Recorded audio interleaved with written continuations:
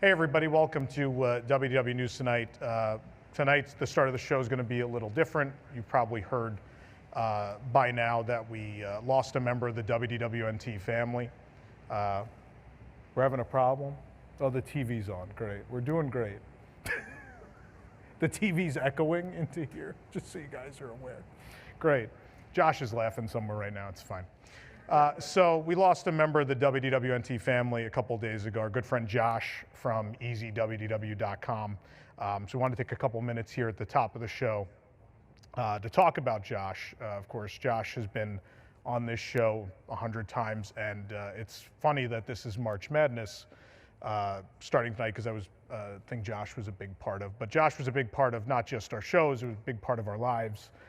Myself in particular, Josh and I, do you want to fix that TV now? Is it this TV? Yeah, the only TV on the set. Yeah. We're doing great. live show.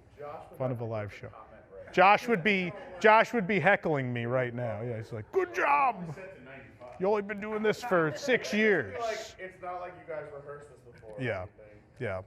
So obviously we lost Josh this week, and Josh was a big part of not only our on-air life, but personal life. Josh and I became really close after I was engaged at one point and then wasn't.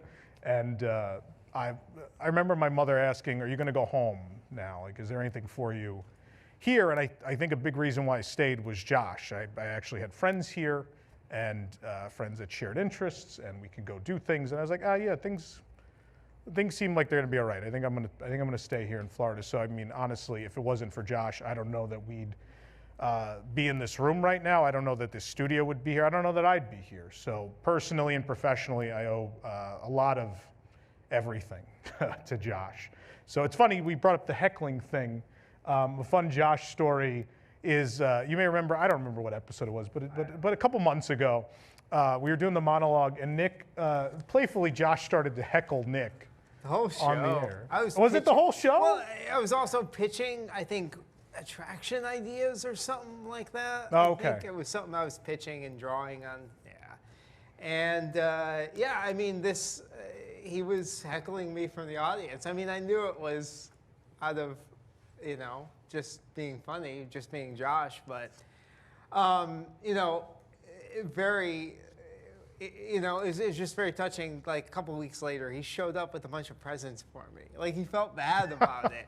He got me this Star Wars role-playing board game and this Darksaber lamp, because he knew I liked Star Wars. I feel like you're underselling it. Like, he bought you. He did. It was several $100s in gifts because he fake heckled you on the show and felt bad about it. It was very expensive and a lot of stuff. And I mean, it was weird because I always saw Josh as this guy who just made jokes about things, and I took it for what it was. I mean, it's not like I ever took offense to any of that. That was Josh, and no. But giving me those gifts, that was also Josh. I mean, he was this really sweet guy who was really great to talk to. No. And I mean, I wish I got as close to him as you did. I mean, I never did. Yeah. But those brief moments at every restaurant review. Oh. Yeah. I mean, every time hanging out with him was memorable. It really was. My favorite was always when we had new staff members, and I would invite them to those new restaurant reviews, and I'd be like, how are people going to react to Josh? Because no one ever knew if he was joking or not at first. You have no idea. And then once you're in on it, once you understood that he was joking with you, then it was amazing. But that was the appeal. I loved reading his reviews because it was just. Even in his writing, there was that sarcasm where I had no idea if it was real or not, but I didn't care because it was entertaining, and that was, that was. If you want to honor Josh, there's one thing I recommend you read. There's a review of a pizza burger. It was at Cosmic Ray's Starlight Cafe. I don't think the thing lasted very long because it was awful. But the review, I've read it like 6 times before. Is my favorite thing. It is really, if you're not familiar with Josh's stuff, go to EasyWDW, check it out. But Josh as a person, beyond, I don't have to tell you how funny he was. It's kind of sacrilegious that this group of people has a comedy show, because Josh was funnier than all of us put together. But 10 dragons. the 10th dragon, yeah, Josh the 10th dragon, yeah. But Josh was the most caring, the absolute most selfless person I've ever met. Like literally only cared about other people. Like that was the one thing I could say. And I don't say that just because he's gone. Yeah. Like even before that I would tell people, like absolutely selfless person. All Josh ever wanted was out of the site wasn't money or fame. It was really, he got such joy out of people telling him that he made their trips better. Like that's what Josh was out there for. I mean, we talk about consumer advocacy. I don't think there's ever been anyone, as far as the Disney parks are concerned, that's ever done for consumers what Josh did. I think he really helped thousands and thousands and thousands of people have a better trip. You know, and I will say this, like it doesn't matter what algorithm, you know, app, whatever was out there, no one did a better touring plan than Josh. There was no one with any degree or books or whatever that touched Josh in that department. No one could ever dream to. So, yeah. So obviously, we're going to be paying tribute to Josh in a lot of ways in the coming weeks. We are going to be doing a charity benefit show in his honor. There will be details down the road, obviously. You know, we'll get back to you in the next couple days with that information. But for the time being, we obviously wanted to honor him on a show he was such a big part of. Josh was always willing to give up his whole Thursday night to come do this show. And not just Thursday night. I know going back to the radio show, Josh would take that hour-and-a-half drive with me out to Apopka. Yeah. And sit there and we'd go through all the Flower and Garden or Food and Wine Festival reviews. And Josh was a great friend, a great part of the show, and we'll miss him. And Josh, wherever you are, I love you deeply, and I'm going to miss you a lot. And I think I speak, obviously, if you saw what everyone said on Twitter and Facebook and beyond, like a lot of people are going to miss Josh. So thank you, Josh. We love you, and we remember you.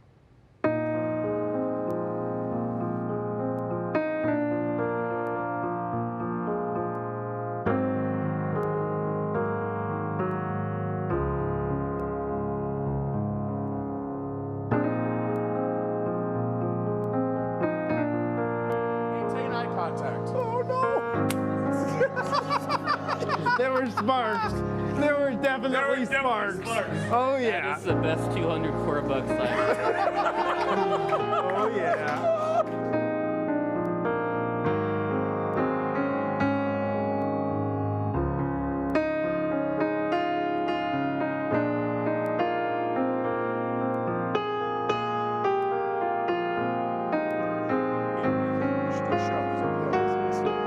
It was a mistake.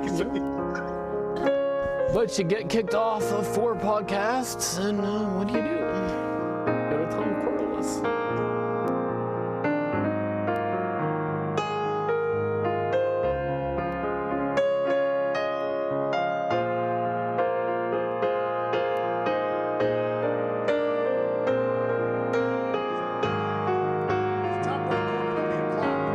Some of them may go shorter. Some of them, you know, like Lilliputian Land, I think everyone's expecting that to be a quick discussion.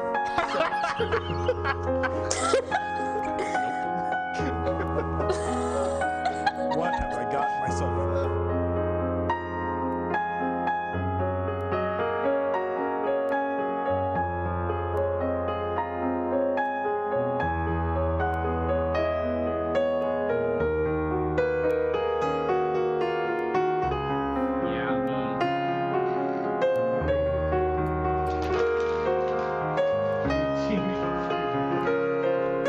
All right, last two. Here we go. That was way you.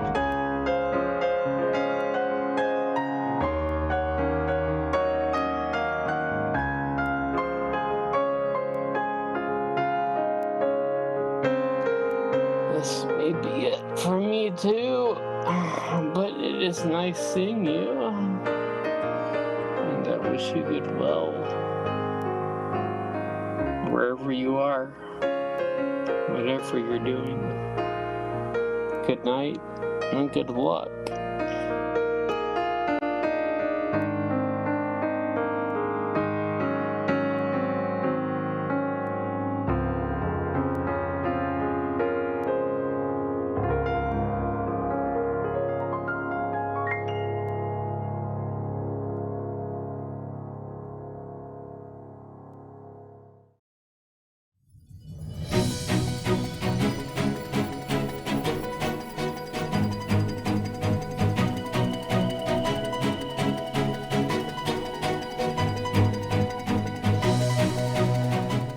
This is News Today with WDW News Today. I'm Tom Corless of WDWNT.com. Here now are the top Disney park stories from around the world for March 18th, 2022. But of course, I know I say here now the news stories, but some housekeeping real quick. Obviously, the set is different here. That's because we're doing March Madness currently on WDW News Tonight. It was a great long show on Thursday. If you didn't catch it, please go watch it. We argued over the 64 best attraction scenes in the history of Walt Disney World. One other quick housekeeping thing to plug is this great new shirt from Carousel of Products at carouselofproducts.com, celebrating my favorite restaurant at any Disney park or resort in the world, Sanaa. It's a great shirt. It says, bread service is love, bread service is life. It has a giraffe and bread and 9 wonderful accompanying sauces. Who doesn't love Sanaa? And the plates. It's a great shirt. Pick it up. $20. Carouselproducts.com. Now we can do the news. A new Easter balloon is available from sellers on Main Street, USA at the Magic Kingdom. The new balloon has a yellow center, and the transparent exterior layers feature Easter egg versions of Mickey, Minnie, Donald, Chip, and Dale wearing bunny ears in a basket. You may recognize this. This was art from Hong Kong a couple years ago. The basket is decorated with butterflies, flowers, and a ribbon. What a cute balloon. We learned earlier this month that TRON Lightcycle Run vehicles would begin push and pull testing at Magic Kingdom. Well, we saw the first train on the track on our last visit. This is a big moment because this is the first time as guests we've seen a TRON coaster train on the tracks.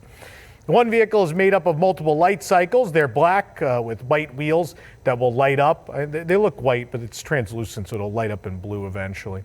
The train we saw was beneath the canopy near the coaster's launch area. The circular plexiglass piece attached to one of the cars is the envelope, which checks clearances to make sure guests won't hit anything along the path. Also here, what you're seeing is, they have the vehicle with the 2 light cycles, but also, I know many people have asked about this, and this does exist in Shanghai as well. That vehicle in the back, that car-looking vehicle, is the one that can help larger guests or those with disabilities to load the code, because it is, I will tell you, it is probably the hardest Disney ride in the world to load into. It is a complicated seating arrangement, and there are lots of people who are not going to fit on this thing, because it's not even about necessarily being overweight. It's a height thing, and also specifically a calf size thing. So I think if you're over 6'4", 6'5", or you just have big calves in general, which athletes do, or lots of people, you're probably going to have some problems getting in this thing. And so there is, on some trains, there is this light cycle car, which does exist in the film. The Tron Legacy film has one. But that is on one or a few of the trains. So that's what you're seeing there. Of course, Disney has not yet announced an opening date or year for TRON Lightcycle Run, but this is promising. It means maybe by the end of the year. It's possible, I guess, but everything we had heard was early next year, but who knows? Maybe someone decided, no, let's move this along. A new America on Parade t-shirt has joined the Vault collection in honor of the 50th anniversary of Walt Disney World. Of course, America on Parade ran from 1975 to 1976 at both Disneyland and Walt Disney World in celebration of the bicentennial. The torso of the t-shirt is dark blue with the sleeves in red and white stripes. At the center of the shirt is an image of Mickey, Goofy, and Donald in the parade. Mickey's holding a vintage American flag while the other 2 play makeshift instruments. A white circle full of stars is around them, and a banner beneath them reads America on Parade. We found it at the Main Street Cinema, the Vault Collection shop at the Magic Kingdom, for $36.99. Of course, this is part of that collection celebrating the major anniversaries of Walt Disney World. So this is now the 5-year collection since this was 76. After some delay, the prizes for Spike's Pollen-Nation Exploration Scavenger Hunt are now available at the 2022 Epcot International Flower and Garden Festival. To participate in the hunt, guests must purchase a map and stickers for $9.99, available at select locations throughout the park. Guests then use the map to find where Spike is hiding throughout World Showcase, placing the correct sticker at each location on the map. Once completed, guests can return their completed map at Disney Traders or World Traveler to collect one of these boxes as a prize. There are 4 choices, each featuring one of the characters: Orange Bird, Mickey, Spike the Bee, or Figment, who's dropping mad beats. The mural has finally been installed inside the Connections Café and Eatery, a new counter service restaurant and Starbucks coming soon to Epcot. The mural can be seen from World Celebration and World Discovery at times. It's on the wall to the right of these doors you're looking at now. The mural is lit with yellow light and people are visible. It looks like top of a palm tree. This appears to be an extension of the mural seen in the concept art and teased by Imagineer Zach Ridley last year. The mural wraps around the corner of the wall, and colorful lighting has been visible inside connections for a while now, but they're certainly making a lot of progress. They haven't said anything about an opening date for this, but we assume that this is going to open along with Guardians of the Galaxy Cosmic Rewind, which is still rumored, I say rumored, to open Memorial Day weekend.